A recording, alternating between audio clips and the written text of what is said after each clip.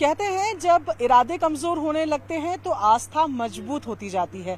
कई बार कदम डगमगाने लगते हैं तो भगवान और याद आने लगते हैं। और असल में होता ये भी है ना कि जब हम थक हार जाते हैं तो हमारे पास आखिरी जो चारा होता है वो हमेशा भगवान ही होते हैं। भगवान आपको संबल देते हैं, भगवान आपको आगे बढ़ने की प्रेरणा देते हैं। और ये बातें मैं यहाँ खड़े होकर इसलिए कर रही हूँ क्योंकि ये टनल जो आप देख रहे हैं, ये इस टनल पर 12 दिनों से पूरे देश की नजरें हैं। 41 मजदूर इस टनल के अंदर फंसे हुए हैं और आज 12वां दिन है। तमाम एजेंसियां जो हैं वो काम कर रही हैं, लेकिन एक होता है ना कि बस कुदरत का साथ और मिल जाए तो शायद कल के निकलते वो आज बाहर निकल जाएं। अब ये टनल के बगल में जरा एक छोटा सा मंदिर देखिए। ये छोटा सा मंदिर आजकल जो भी इस टनल के अंदर जाता है, वो चाहे मुख्यमंत्री पुष्कर सिंह धामी हो, वो चाहे ऑस्ट्रेलिया से आए हुए इंटरनेशनल टनल एसोसिएशन के अध्यक्ष आर्नोल्ड डिक्स हो, सब पहले इस मंदिर में शीश नवाते हैं, सर को झुकाते हैं और उसके बाद ही आगे जाते हैं। जब आप इस इलाके में आ जाएंगे ना तो लोग आपको भौकनाग बाबा के बारे में बताने लगते हैं, जो यहाँ के इष्ट हैं, जो यहाँ पूजे जाते हैं। और यही एक लोगों में ये भी एक प्रचलित धारणा थी कि नया काम कोई शुरू किया जाए या कुछ ऐसा नया बनाया जाए और बाबा की अनुमति ना ली जाए या उनकी प्राण प्रतिष्ठा या उनका मंदिर ना हो तो चीजें गड़बड़ हो जाती हैं। ऐसे में जब से टनल से फंसे हैं लोग, उसके बाद लोगों के ही कहने पर एक छोटा सा मंदिर यहाँ पर बनाया गया। फिलहाल टेम्परेरी मंदिर जिसे कहा जा रहा है, जब टनल पूरी हो जाएगी तो एक बड़ा मंदिर बनाया जाएगा, ऐसी भी बातें आ रही हैं। अब लेकिन कहानी क्या है भौकनाग बाबा की, क्या है इनके पीछे का, तो जो यहाँ के लोकल लोग हैं उनसे जरा जानने की कोशिश करते हैं। क्या नाम हुआ आपका? मेरा नाम मीमा विद्वान है। अच्छा, इसने सबसे पहले भौकनाग देवता की जय हो, पंचनाम देवताओं की जय हो।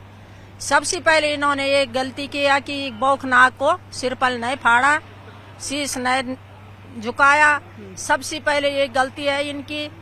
इन्होंने सुरंग कर दिया पर इन्होंने देवताओं के नाम नहीं लिया। ये देवता क्या चीज होती है, इन्होंने बोला देवता क्या चीज होती है, पर वो भौकनाग ऐसी है सबको मार भी देते और खड़ा कर भी देते। पर इन भौकनाग देवता ने, हमारे देवता ने, हमारे नहीं सबका देवता है। इन्होंने आज अपना पर्चा दिखा दिया। वो धामी आओ, यू डैम आओ, इस डैम आओ, यो किसी को नहीं समझते है। ठीक है, सब जब इन्होंने सर ही नहीं झुकाया तो कैसे उन्होंने भी फिर अपना ये पर्चा दिखा दिया। ठीक है, अब धामी भी आ रहे, फुर आ रहे, फुर जा रहे, जो भी आ रहे फुर आ रहे, फुर जा रहे। कहानी क्या है? बाबा की क्या कहानी है? कहानी इसकी बहुत लंबी चौड़ी है। इसका मेला होती है। इन्होंने शादी हो रही थी, इन्होंने सारी बारात घेर दिया। तो शादी वाले ने आपने बाटा बदल दिया, रास्ता बदल दिया। देवता को बोले कि जब मैं वहाँ से वापिस आऊंगे तब मैं आपको सिरपल देंगे, बकरा देंगे। इसलिए वो दूसरे रास्ते चले गए, दूसरे रास्ते से आया। तो उन्होंने सांप बन के सारी बारात 12 बीसी सेना घेर दिया। सारी 12 बीसी सेना इन्होंने अपने पर्चा दिखा दिया, बस। अच्छा। और आगे आप बोलो भाई। ठीक है, वो देखिए भाषा उनकी क्योंकि उनकी ये यहाँ की लोकल है, गढ़वाली इनकी भाषा है।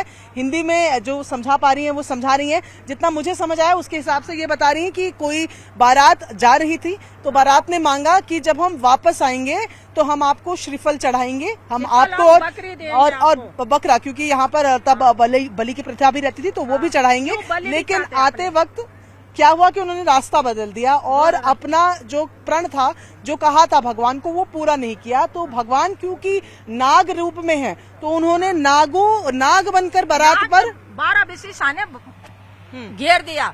घोड़ा खच्चर था, 12 बीसी सैन्य थे, ढोल बाजना सब कुछ। उन्होंने सांप बन के सारी बारात घेर दिया, सारी बारात ही खत्म कर दिया।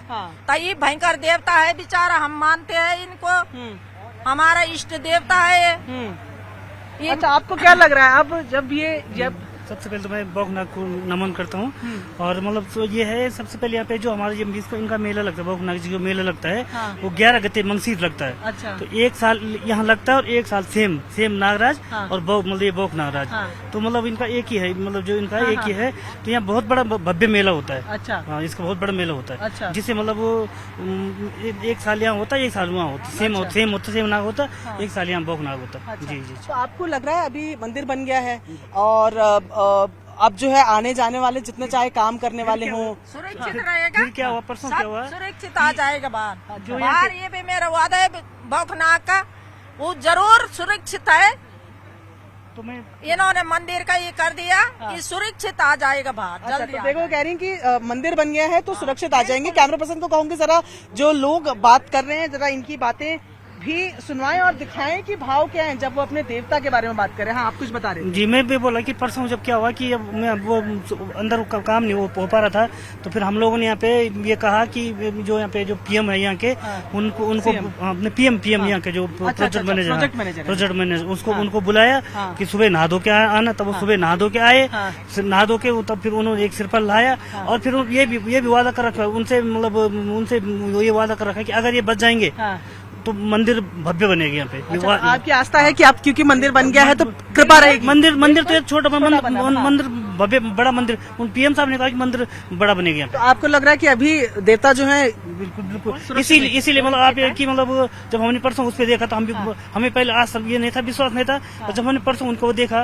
वीडियो देखा, तो बहुत मतलब खुशी हुई। और मतलब कि वो देवता की कृपा है, बौखनाग की कृपा। अच्छा, मुझे ना कुछ यंगस्टर्स भी देख रहे हैं, आप इनके साथ ही हैं। आप मानते हैं इस बात को कि आप मंदिर जो है वो बन गया है तो अब चीजें शुभ हो रही है तब? जी मैम, मानता हूँ लगातार, क्योंकि जैसे हमने देखा था 12 दिन हो गए हैं अब इसको। शुरुआत में तो चांसेस भी नहीं लग रहे थे, जो मशीन जा रही थी खराब हो जा रही थी। अब जब से मंदिर स्टैब्लिश हुआ है, जैसे मुझे यहाँ के लोग कहते हैं कि तब से सब कुछ शुभ ही हो रहा है। देरी हो रही है पर शुभ हो रहा है। जी मैम, सही बात है। क्योंकि पहले से जब इन्होंने देवता का वो नहीं किया, आह्वान नहीं किया, याद नहीं किया, सिरपल नहीं फोड़ा, जो भी है यहाँ की, वो नहीं किया तो कुछ भी शुभ नहीं हुआ। काम ये है कि अटक के रहते हैं। और जब से इन्होंने ये किया, यहाँ पे श्रीफल फोड़ा और छोटा सा मंदिर बनाया है, तब से ये है कि काम चल ही रहा है। तो आपको उम्मीद है कि आप अब तो कृपा मैं करेंगे। अब तो ऐसा है कि हो जाएगा, निकल जाएंगे, सुरक्षित निकल जाएंगे बाहर। अच्छा, आपको क्या लगता है मंदिर जो बन गया अब क्या होगा? सुरक्षित आ जाएगा सब मैम, बच्चे। सबसे पहले तो मैं ये कहना चाहूंगा कि जो यहाँ पे बाबा बासुकीनाग का जो है ये पूरा क्षेत्र लगता है यहाँ पे, ठीक है। तो यहाँ पे बाबा बासुकीनाग के 2 स्थान है, एक यहाँ पे बौख टिब्बा में है और दूसरा इसी सुरंग के ऊपर जस्ट ऊपर राड़ी टॉप है, वहाँ पे बाबा बासुकीनाग का मंदिर है। तो अगर देखिए, अगर हम आपके घर में जबरदस्ती आएंगे, कुछ काम करेंगे, तोड़ फोड़ करेंगे, तो आप जाहिर सी बात है आप नाराज होंगे कि मेरे घर में ऐसी टूट फूट क्यों हो रही है, ठीक है। तो ये बाबा बासुकीनाग का घर है, यहाँ पे उनका मुकुट माना जाता है ये, ठीक है। तो उनके घर में अगर कोई छेड़खानी हो रही है तो बाबा बासुकीनाग कुछ न कुछ तो करेंगे कि भाई तुम क्यों कर रहे हो, अगर कर भी रहे हो तो उसके बदले मुझे कुछ दो का मतलब ये है कि यहाँ पे मेरा मंदिर स्थापित करो। जो श्रद्धालु भक्तगण पहले इस रोड से होके जाते थे, अब वहाँ पे जो उनको पुजाई नहीं मिलेगा, जो उनका पूजा पाठ नहीं होगा, तो जाहिर सी बात है कि बाबा बासुकीनाग देवता जो है रुष्ट हो जाएंगे, ठीक है। तो बाबा बासुकीनाग ने कहा था कि यहाँ पे मेरा एक मंदिर लगा दो, भव्य मंदिर का निर्माण कर दो। तो कंपनी वालों ने जो है ऐसा नहीं किया।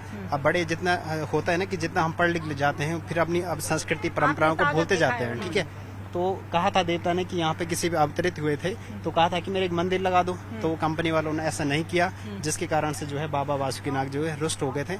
और फिर जो है ऐसी घटनाएं हो रही है दिन प्रतिदिन। ठीक है, अब मंदिर बन गया है, अब तो हम देख रहे हैं कि जो वर्कर भी काम करने जाते हैं सब सर झुका कर जाते हैं, पूजा भी होती है बाकायदा। अब क्या लग रहा है? बिल्कुल, अब तो आस्था, सबसे बड़ी आस्था होती है। हमें बाबा बासुकीनाग पे पूरा भरोसा है कि जितने भी अंदर कर्मचारी, जितने भी वर्कर फंसे हुए हैं, उस सकुशल बाहर निकले। ऐसी हम बाबा बासुकीनाग से मतलब कृपा बनाते हैं, आस्था।